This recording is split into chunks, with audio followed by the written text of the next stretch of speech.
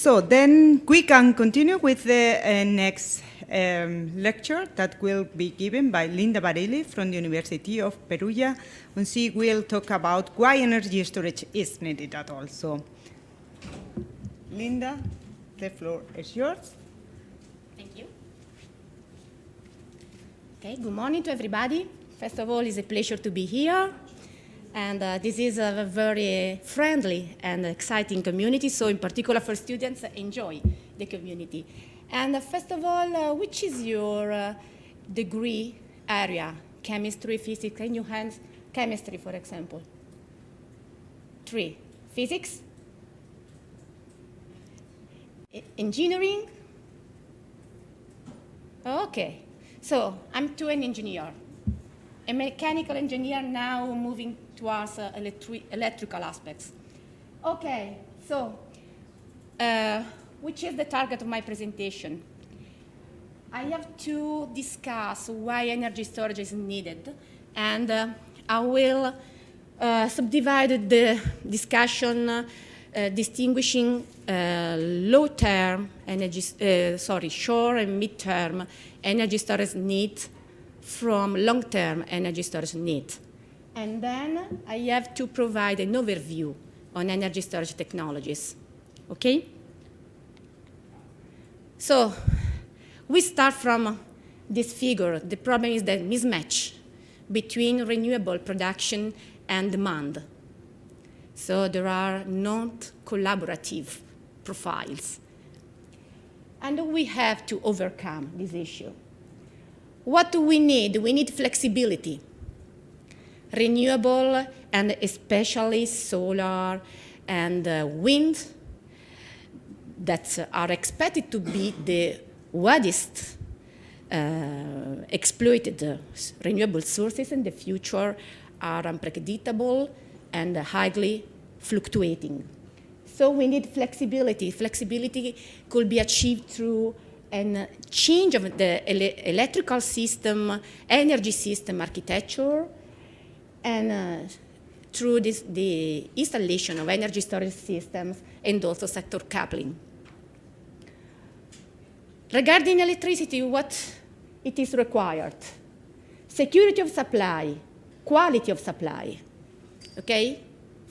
So electricity has to be delivered to users continuously and also according specific requirements regarding its quality. This slide is a representation of how the electricity system has to be changed from a vertical and directional system, from few centralized points of generation that supply electricity to a multitude of point of users, and to an horizontal bidirectional system. So I think you already heard about it, an island-based system, okay, in which we have integrated renewable plants, users, producers, prosumers, and also energy storage. Okay? We need energy storage because we have to merge different scale and time scales for storing and also for releasing, for deliver the energy to users. And storage is based on the concept of hybridization of energy storage system. As I said before, the hybridization gives the opportunity to merge technical feature or single technologies, and in a certain sense to anticipate the technological improvement, obtaining improved technical and economic performance. Okay, and also in the economical performance, it is included also an extension of the lifespan duration of energy storage components. Because if I protect a battery with a power-intensive energy storage system as a flywheel supercapacitor, the battery will last for a longer time, and it will have an impact, a positive impact on the economical return of the investment. Okay, this slide resumes which is the role, is and will be the role of energy storage in our energy system. We can look before to the right part of the slide. It is what we are already experiencing now. So now renewable energy is, for example, in Italy, 1/3 of the overall production on a yearly basis. And we need to reinforce the grid. The transmission system operator in Italy, so the player, the industrial player that manage the transmission system, I think is able to guarantee 3% of curtailment on the yearly basis. It means that is able to accept all the renewable production, the 97% of the renewable production. When the grid is no more safe, no more stable, renewable plants are curtailed, so disconnected from the grid to avoid grid congestion, okay? So with this amount of renewable energy, the Italian transmission system operator is still able to guarantee only 3% of curtailment. Increasing the share renewable, we have to integrate storage to reinforce the grid. Because a grid infrastructure is a very complex infrastructure that is layered, layers that are realized over a long time frame, okay? We can't, in a few years, realize a new grid, okay, at a national level.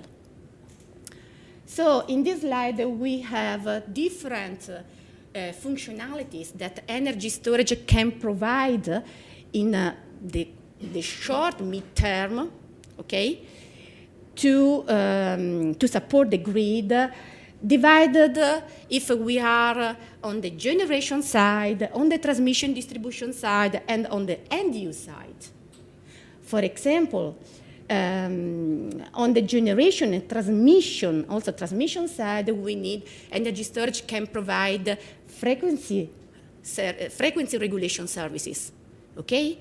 From the generation side, it can provide peak shaving, so power smoothing, to smooth the renewable power generation profile that is injected into the grid. On the end-use side, for example, we can, the general storage can provide peak leveling, load leveling, okay? To reduce the stress of the load provided by the load towards the grid, okay? Now are only some examples, because if we enter in all the details, we need too much time, but you will have the slide. But this is what the energy system asks now. But now we have only, for example, in Italy, maybe in Germany is a little bit, the share is a little bit higher, but we have from no more than half, 50% of renewable share with respect to the total generation on a yearly basis. But when we will need in the future is the bulk storage, because we will need a long-term storage to overcome the seasonality of renewable sources. And I will show you some quantitative details to support this fact. No? Okay. Only a reference to the market aspects, because in my presentation I will discuss technical aspects, not economic, because there are other colleague experts on it. But this is to overcome the current situation is mandatory to have energy storage widespread and high penetration in the energy system. The problem now is that the services that I highlighted before are not remunerated. The problem is the lack of remuneration of the energy storage ancillary services. Okay? So it is not convenient from an economic point of view to install an energy storage system. On the small scale, the first action is represented by the energy community. The energy community is the first action, the first tariff that is not an incentive, is a sort of tariff that move the user to increase the self-consumption and not to deliver all the renewable produced electricity to the grid. Without a reshape of all the electricity market, and it is hard that energy storage will be installed with a high penetration level. Okay, now some example to understand why we need the short mid-term energy storage. These are the power generation profile, there are real data. Power generation profile is a part of a day, of 5 days, is only a part. Gatorade had a 2 megawatt wind turbine installed in the center of Italy. You can see how this is a site, a generation site characterized by a high fluctuation. We can see how in 5 seconds the power can vary also from 80% with respect to the nominal power, the nominal value. And so you have a very fluctuating profile, and also you have also part. Is the light? Okay, maybe yes. So in some days you have also a sharp decrease from a certain level of production. Sorry, no. Sorry. Okay, from some level of production to a very small production, or also zero production some days. So we need short-term and mid-term, so short-term and intraday energy storage. For example, to reduce of about 80% the fluctuation of that profiles, we need, from calculation, an hybrid energy storage system composed by a 200 kilowatt-hour lithium battery, and in this example, in my study, a flywheel of about 300 kilowatt power and only 20 kilowatt hours as a capacity. Okay? Another example, wave energy. Wave energy for me was surprising because it is fluctuating even more wind energy. It depends on the technologies, but it is in this way. And also in this case, you can have an idea of the high fluctuation character of this source. Or again, now we move from the first two examples related to high power renewable plants directly connected to the transmission line. The third example instead is a PV plant on the distribution side. So it's a small PV power, 11 kilowatts is the maximum power, installed from over residential application composed by 3 houses. And you can see, even if a photovoltaic is not very fluctuating on the short term, but when you couple to a residential load profile, you can see how the fluctuation increase, also according to the weather conditions. Okay? So we have to address these aspects. The growth in the growth of electrification at the user side, the consequence, the growth in the renewable plants widespread, and the consequent loss of inertia. I don't know if you already heard about the inertia loss. So do you know how the electric system is regulated now? Do you know, something of you? Manuel, yes. Okay, I can explain briefly. Okay, the energy, the electric grid has been in balance, in instantaneous balance. So every instant, the power injected has to be equal to the power absorbed, okay? If we have an imbalance, a positive imbalance, the frequency tends to increase. If we have a negative imbalance, the frequency decreases. And the frequency has to be maintained stable. Okay? Otherwise, the electric system is unstable, and we can't provide the services as I showed you before. So continuous and services and high quality, power quality. Okay, usually when we have, for example, we have fossil power plants that are used for regulation. The regulation is a primary, secondary, tertiary, okay, third regulation. Why the large fossil plants are used? Because they have a large generator, which are rotating machine. A rotating machine is a storage, okay? Provide inertia to the system. So large power plants are regulated, operated in a range, a power range that is smaller than the technical one. So the minimum power is greater than the technical minimum power, and the maximum is lower than the technical maximum. Why? Because if we have a sudden increase in the load, we can increase the power and inject power to the grid, okay?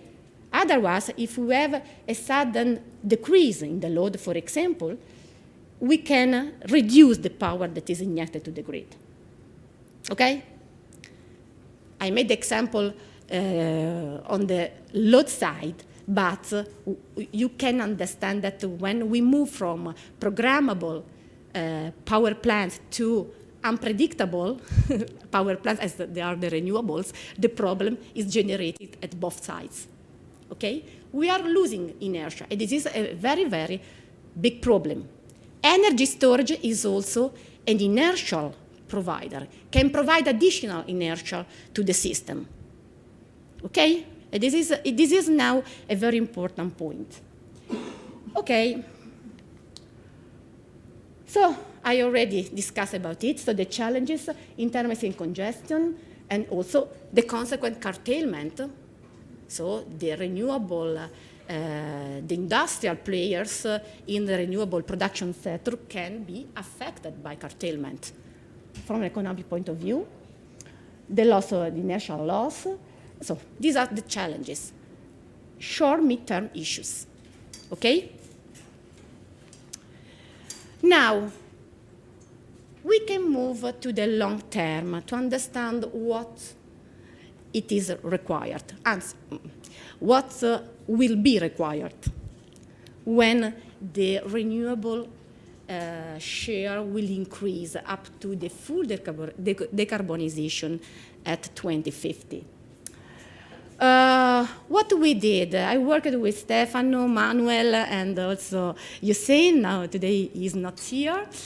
And we moved from the INSOE data. INSOE is a consortium of the European transmission system operators. And if you go on the link that I reported in my slide, you can download for each electric area of the European transnational electric grid, you can download for each area and for each source the generation data quarter by quarter. So we did this for about 6 years, so the data of 6 years, and we consider the data at the national level, okay? And the target of this work was to characterize the seasonal fluctuation of renewable sources. We focused mainly on wind and PV, since later I will show you the link, the document.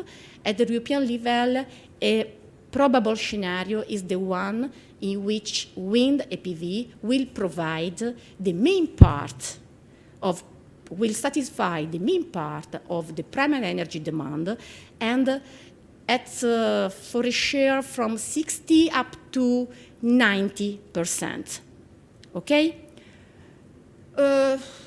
So we processed all the data, and we aggregate European countries in 4 areas, so the center, the north, the east, and the south. The south is the Mediterranean area. And you can see in the graph on the left, the percentage variation, the monthly trend, the percentage variation of the source with respect to the mean value assessed on a yearly base, okay? For the PV, the solar source, so the PV production, the seasonality is very, very strong. And it increases moving from the south to the north. Okay? It's strange, but it's in this way. While the same was done for the wind, you can see that in this case, the seasonality is a little bit lower, and obviously is also opposite. So we have an excess of wind production when we have a lack of PV production, okay? But it depends how much is the penetration of wind towards PV. And we have also to consider that it is expected that wind power will be more exploited in the north, while PV power will be more exploited in the South Europe. Okay?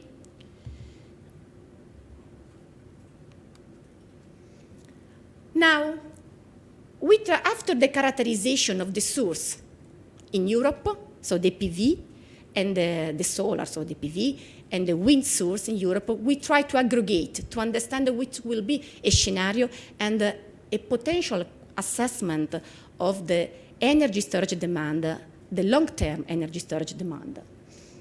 In the bottom of the slide, you have some links to some data and also documents from the European Commission.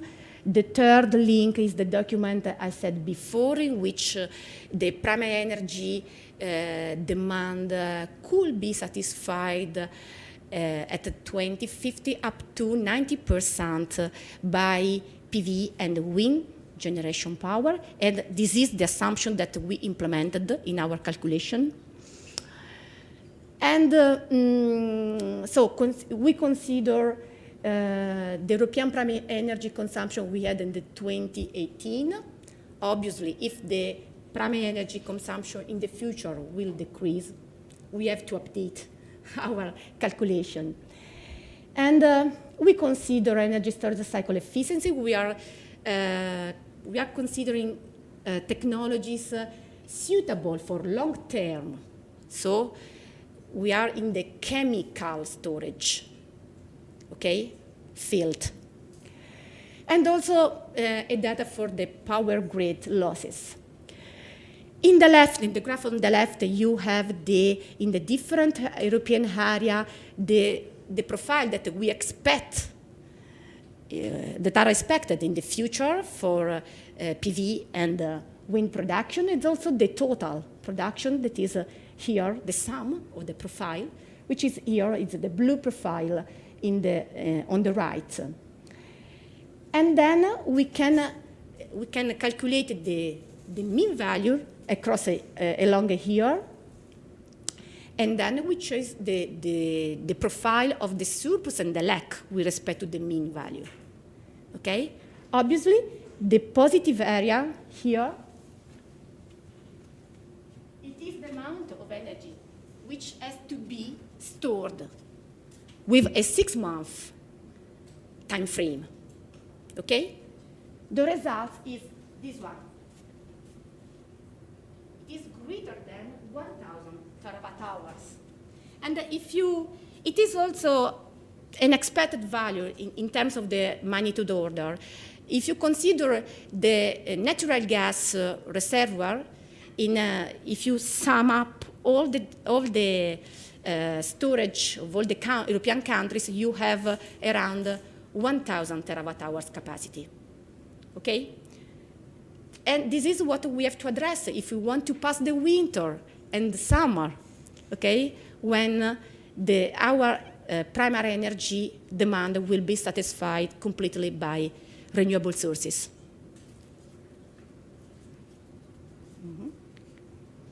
Okay, so I hope I have clarified to you that we need energy storage to address short, mid, long-term issues. Okay? Now, we can move to the second part of the presentation, and I would like to provide you an overview on energy technologies to understand also how we can address the different needs. Here you can find, I think it is probably you already know, the classification of energy storage technology by the principle of storage. So mechanical, electrochemical, thermal, electrical, chemical technologies. And so we will see all the technology, mechanical from short-term, power-intensive, as in the case of flywheel, up to intraday as compressed air, liquid air, and also pump hydro, okay? Electrochemical, all the batteries, thermal, electrical, supercapacitor, chemical technologies, hydrogen, but also other we are researching on, reactive metals, for example, and later I will explain you how these other complementary energy storage media could support the long-term energy storage need. Here, an overview of the energy storage technologies we said before towards the storage time frame. So we move from power-intensive short-term energy storage as flywheel, supercapacitor, and closed battery, short, mid-term. And then we move on the so-called long duration. Before Stefano showed us a slide in which long duration is defined as a technology that can allow a storage time frame greater than 8 hours. From an industrial point of view, as example, it is defined as the threshold is 4 hours. If you see there is a long duration technology forum, if you look in the Google, and it is a forum from an industrial forum, okay, they define, from an industrial point of view, the definition is greater than 4 hours. So, and it is open batteries, pump hydro, KS, hydrogen, obviously the chemical storage is in. Okay? Here, a map. Sorry if the numbers are not very updated, and we can, for example, I don't agree on this number, but it is difficult to find a map in which all the technologies are summarized and a map useful for comparison. But here you can find for some, for example, mechanical, the first 4, batteries, open batteries, power intensive, so capacitor, again, and at the end, hydrogen as the representative of the chemical storage. So you can find for this technology the power range, the overall cycle efficiency, the power density, the energy density, the self-discharge, the life cycles. And here, the density, power, and energy are expressed in terms of the mass density, because then we have to discuss about the volumetric energy density when we will speak about the long-term energy storage. Okay. Now, another point. I try with this presentation also to provide you an overview, so a recap with some numbers that can be useful. And the theory of technologies. Also for my interest, I made a research, and I found this interactive database from International Energy Agency. It is updated September 2022, so it is okay. And it is an interactive database of about 500 technologies useful for the clean energy transition. And now I extracted the supply because storage is here in. But now you can choose also one by one, and the database provides you the number. And I did it for you because I was curious and I completed my work. And now you have all the tables that I extracted from this database. It is interesting, in my opinion, because it provides an overview of the technology status, current status.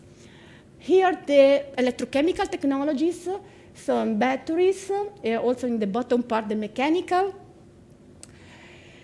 Obviously, I highlighted the technologies that are at the highest TRL, so the ones that are of interest for the current implementation, for the implementation phase, because we have two different points, implementation and developing, technology developing.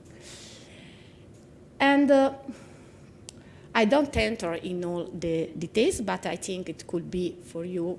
The slide will be shared, not all, okay?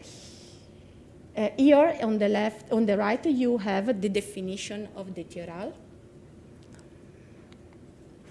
Here, hydrogen. The first slide, I recap all the technologies included in the International Energy Agency database for hydrogen storage. Okay, and it's not 23, but it's 3, okay? So there's the space between the two numbers. And the underground geologic storage is defined at 9, 10. I was surprised by this.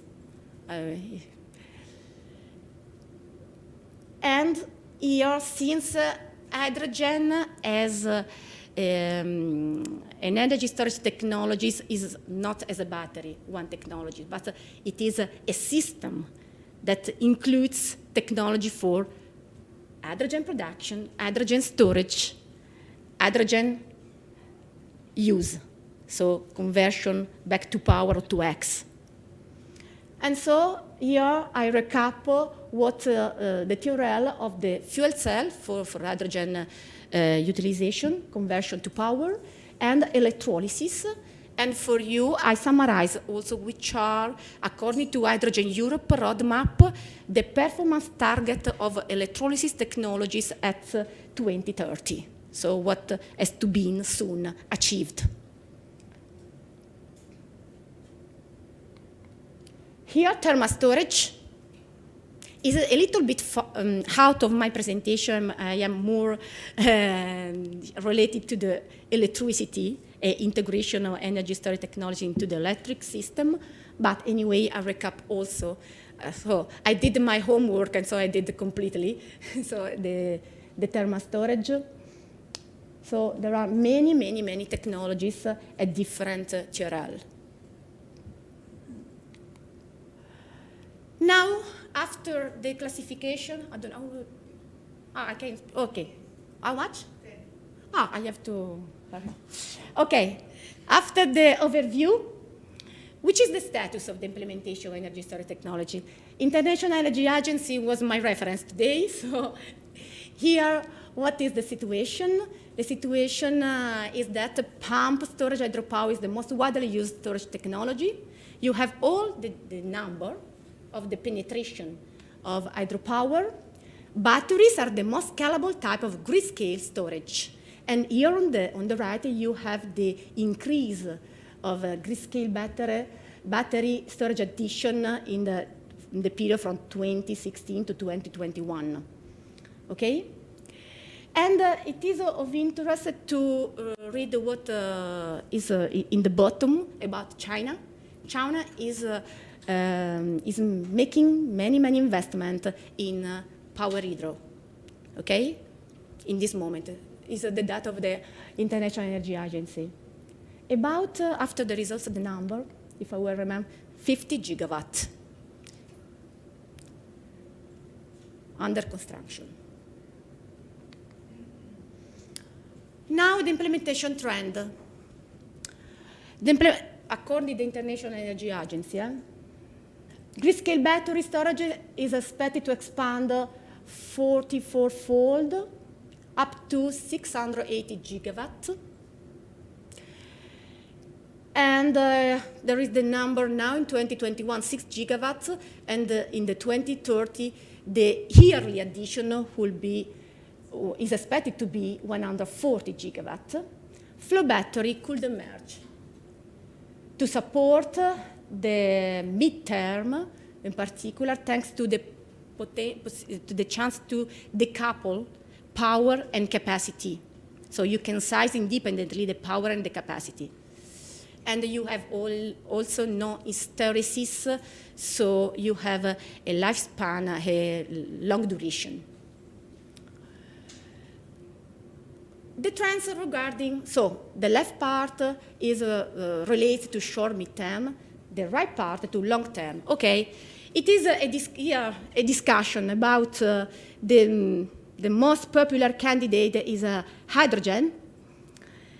But as you can see in the next slide, hydrogen has some issues. And not in general, but for the long term. Long term, I intend the seasonal time frame. In the sense that hydrogen has a very low volumetric energy density. Later, we can see a graph in which it is you can have the numbers of different energy storage media.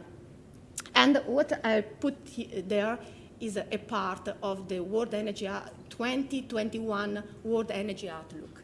So the problem is that due to the very low volumetric energy density, if we want that hydrogen will be a carrier that will substitute natural gas, for example. So not only bulk energy, but bulk energy with a penetration at the systemic level, okay? We need a very high volume capacity. And the expectation of the International Energy Agency is that if we suppose to use all the caverns nowadays used for the gas storage, the volume will be able to store at maximum from 10 up to 25% of the hydrogen that will be needed as energy carrier in the net zero emission scenario. Okay? So the problem is where to put the remaining part. So we need renewable energy carriers complementary to hydrogen for the long-term storage. Here the graph I announced before, so we have in this graph the volumetric energy density versus the gravimetric energy density, and you can see hydrogen where it is. So it has a very low volumetric energy density. Consider diesel gasoline are around 10 kilowatt hour per liter, okay? While compressed hydrogen at 700 bar is 1.4 kilowatt hour per liter, and if hydrogen is liquefied, it is 2.3 kilowatt hours per liter. So, for example, with the KIT and now also University La Sapienza, we work on other energy storage carriers, for example, reactive metals. Look, for example, to the aluminum, which has a volumetric energy density of 23.5 kilowatt hour per liter. okay? So 10 times liquefied hydrogen.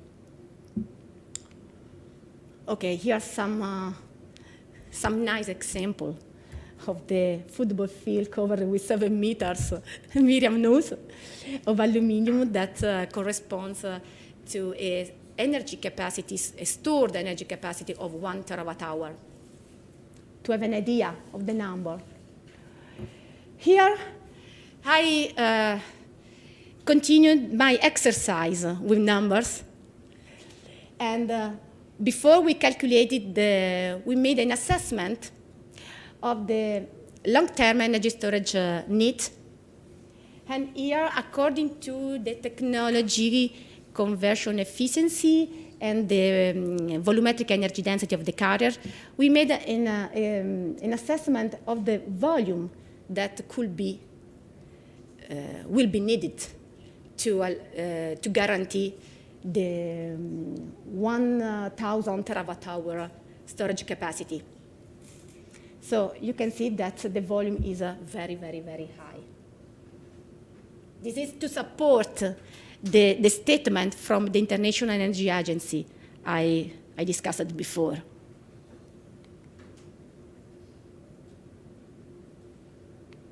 Okay, only some details about how reactive metal can be integrated as energy storage media. For example, aluminum can be, so the storage system has a charging and a discharging phase.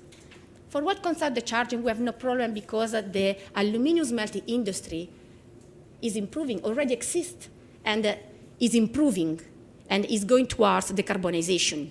If you look to the website of Alcoa, you can see it is one of the largest player.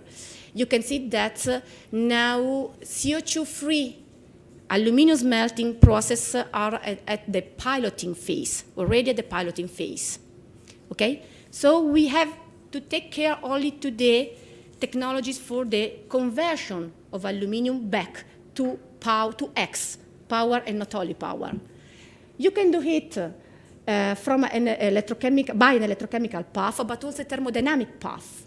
So all the reactive metals can produce hydrogen and heat if they react with water or steam. We work on steam oxidation, for example. But the metal layer battery, it is already one of the topics of research of main interest. So we are again within this ambit, okay, with the electrochemical path. So it enables aluminum exploitation as an energy storage carrier and storage media enables the power to X, because if you integrate the aluminum oxidation, steam oxidation, you can produce hydrogen, heat, and if you want, again, power. We made some studies about this, about the system architecture to provide it, and we get about 36% as the cycle efficiency. So consider also the efficiency of the smelting process. So to produce the aluminum from aluminum oxide, from alumina. And the oxidation of aluminum with steam produce hydrogen, steam, but also, again, alumina as the solid product. So you can, as it is indicated here, a circular approach. Okay, here a comparison in terms of energy density and round trip efficiency of the aluminum-based energy storage loop with other loops that are based on hydrogen, on C-fuel derived from hydrogen. Okay? The reference is in the bottom. There is the reference with all the details about the calculation. Okay? When you see in this table, for example, this number of the brackets, they refer to the case in which, since if we have these rows refer to sea fuel. So you need, from hydrogen, you need CO2. Okay? This is the efficiency, but if we consider also the consumption of CO2 direct air systems, direct air capture systems, because you have not CO2 from, derived from fossil plants, for example. Also, CO2 capture from air as a consumption, and this is how the estimation of how the efficiency decreases. Okay? So this is on a slide only to make reference how the utilization of reactive metals is within the strategies that Ivan before discussed. So completely in line with the targets of the Critical Raw Material Act, the Net Zero Industry Act. And now another reactive metal, sodium. This is the presentation of a project we are focused, yeah, but I finished, in which so the development of, and Annie is in the stakeholder group of this project, so the development of an innovative sodium seawater battery that exploits sodium taken from the sea.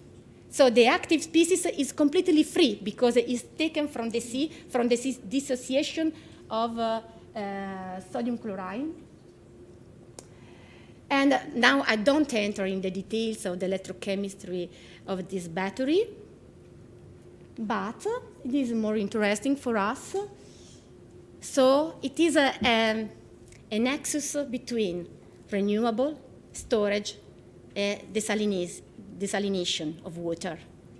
Because when the battery is in charge, you take salt, because you need for sodium ions from the sea, the water sea.